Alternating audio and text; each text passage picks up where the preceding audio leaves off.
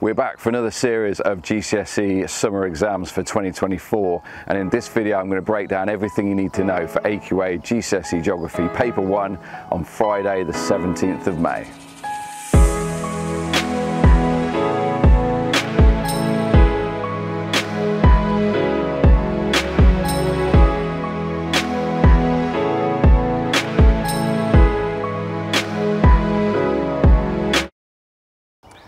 In this video I'm going to break down everything you need to know if you're taking AQA GCSE Geography in the summer of 2024. Now you're going to be taking paper 1 on Friday the 17th of May in the afternoon session. It's an hour and a half and it's worth 88 marks.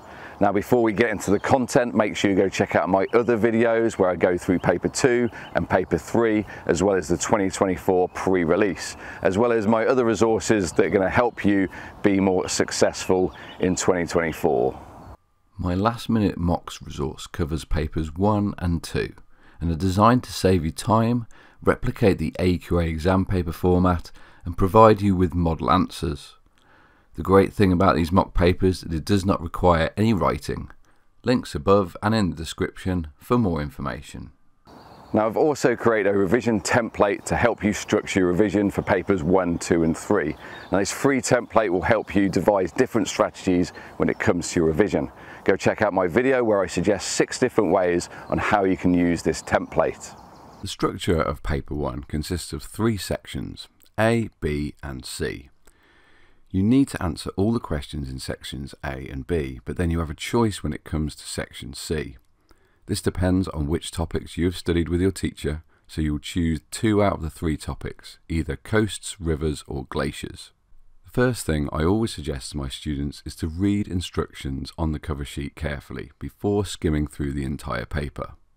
You will start with section A, the challenge of natural hazards.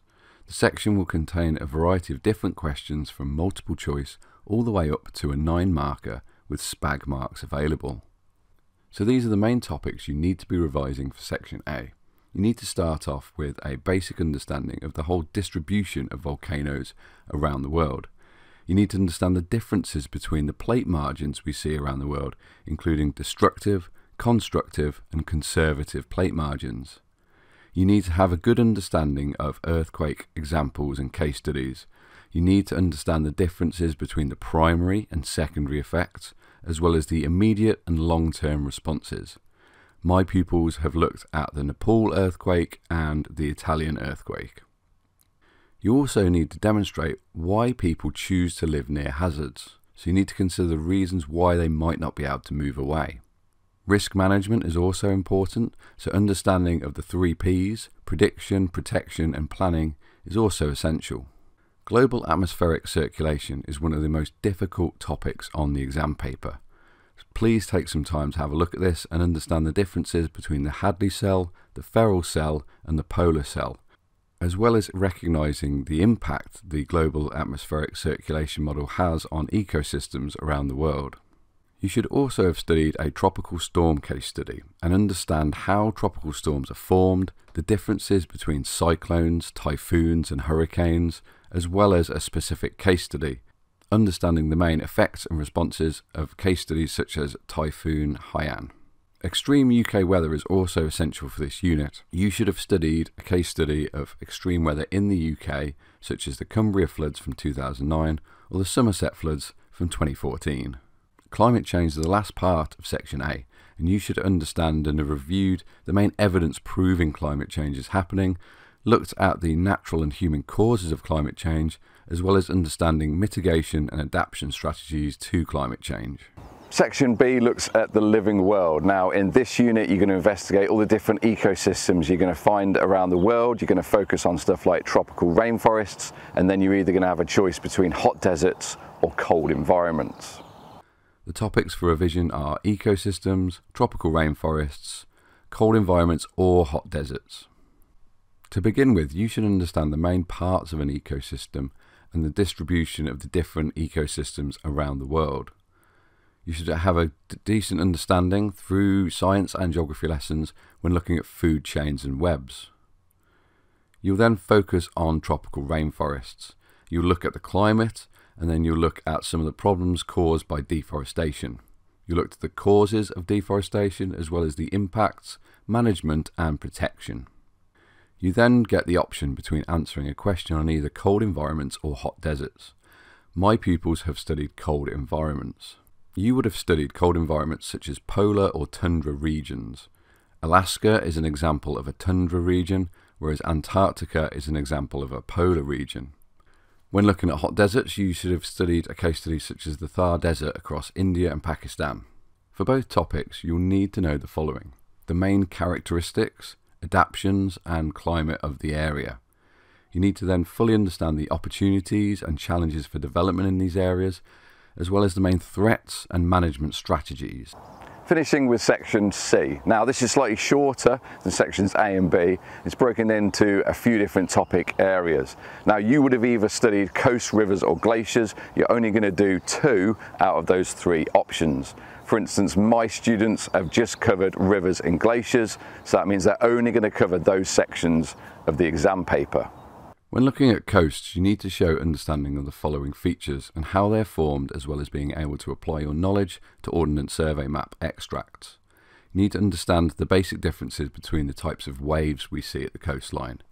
You need to understand the differences between weathering, mass movement and erosional processes. You then look at transportation processes, which moves those sediment and sand throughout the sea, and then finishing with the deposition, which drops that sediment on beaches.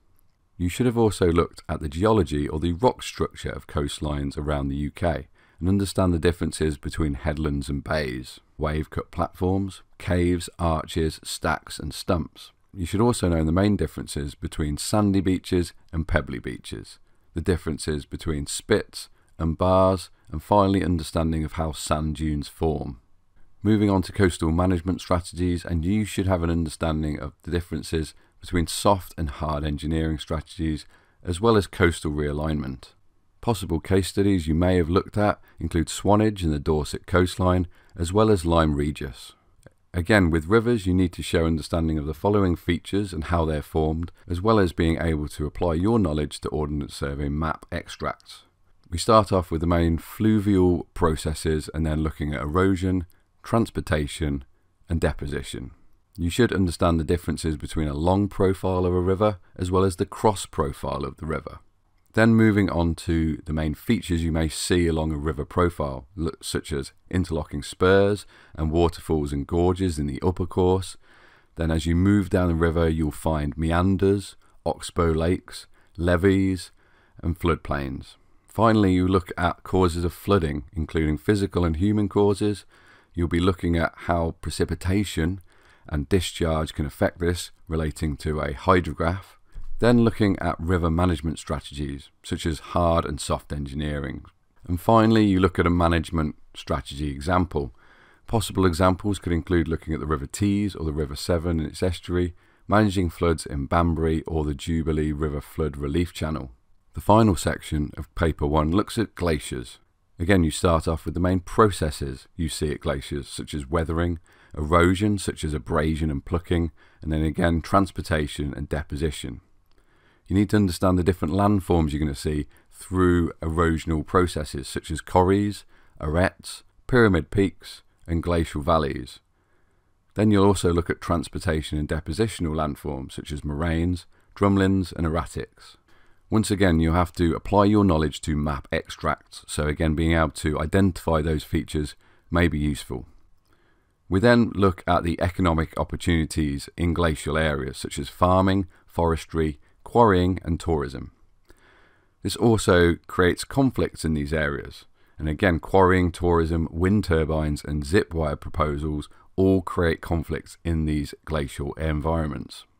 Finally, the management strategies. And again, you may have looked at tourism in the Lake District as your example of how to manage an area. This includes looking at features such as the attractions, the social, economic and environmental impacts of tourism, managing traffic congestion and managing footpath erosion. That summarises everything you need to know going into Paper 1 for AQA GCSE Geography that you're going to be sitting on Friday the 17th of May. Make sure you check out some of my other videos where I explain my last minute mocks resource and also go through my revision template resource.